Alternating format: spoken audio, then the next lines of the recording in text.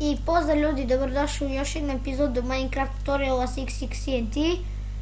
Danas ćemo malo ograditi na ovom mom serveru. Tek sam ga napravio, tako da bih volio da podelim moje prvo iskustvo sa vama u gradnji servera. Ovo je moj prvi server, tako da bih volio da možemo to zajedno da radimo.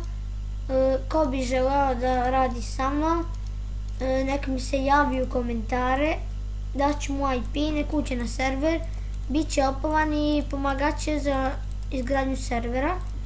Do sad nema niko, još nisam nikog predložio da mi pomogne u ovoj gradnji. Evo da su verti da je server, gore sam samo ja, stavio sam na jednog igrača, mogu samo da igram. Tako da ako neko želi, testirat ću ga malo kad dođe na server, daću mu IP, nek mi se javi na Facebook, nek mi napiše njegovo ime na Facebooku i mogu ću da ga testiram na serveru.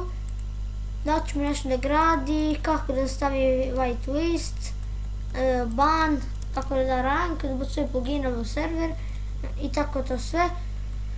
Tako ko je zainteresovan da mi pomogne u gradnji servera, nek se javi u komentarima i to je to. Ćao!